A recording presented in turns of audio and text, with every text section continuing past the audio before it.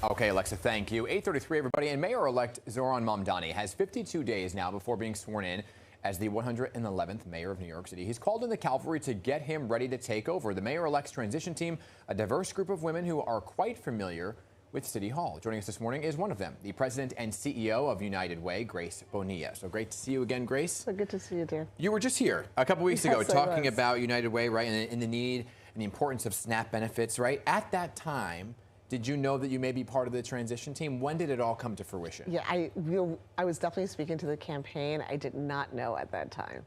So once you get tapped, right, Yeah. what happens next? You were obviously just in Somos. Mayor-elect Mamdani was in Somos, which is a big conference right now. A lot of people are talking about what was discussed and the rooms where it happened. What happens during the transition process? Well, to be honest with you, all of us really get to work. We roll up our sleeves. As you said, we have a little over 50 days, which is not a lot of time.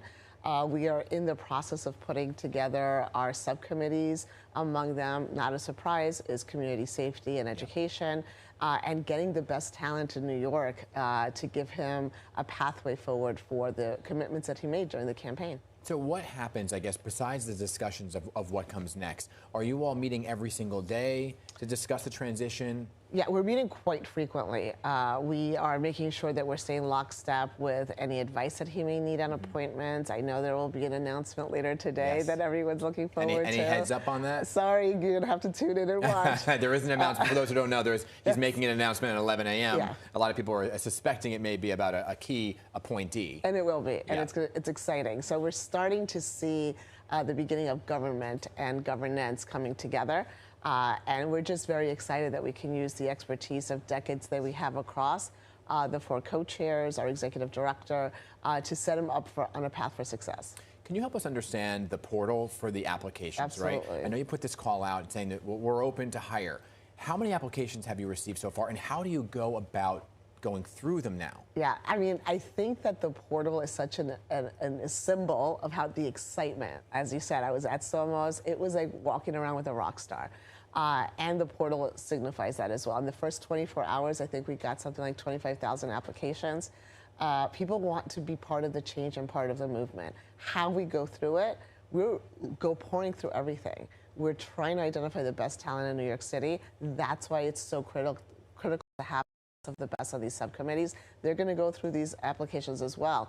Many of the folks in the subcommittee know where we have opportunities in the city, what the city needs, and it's really matching up that talent with the needs and the opportunity. Yeah, some folks were talking about this weekend, about the number of applications, and I got a lot of questions about saying, well, does everybody who works in city government just go away and they hire everybody new, because it's a workforce of 300,000 plus, right? So kind of walk us through a little bit of the behind the scenes of what happens here. So we also have to remember that these are also union workers, a good deal of them.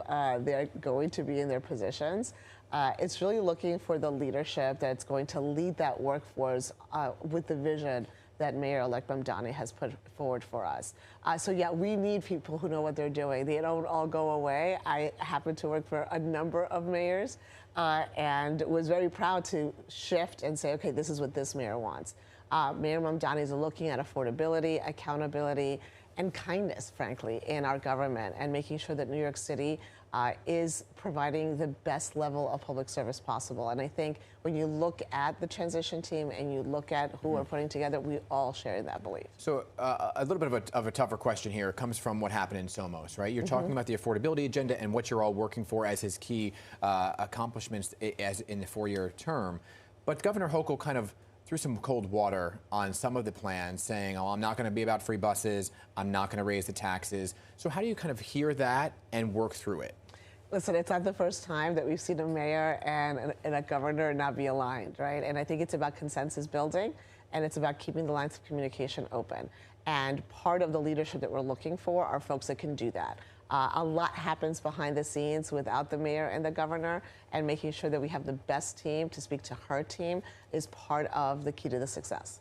And just for reality's sake, though, when you hear that, is there another channel to get some of the things done?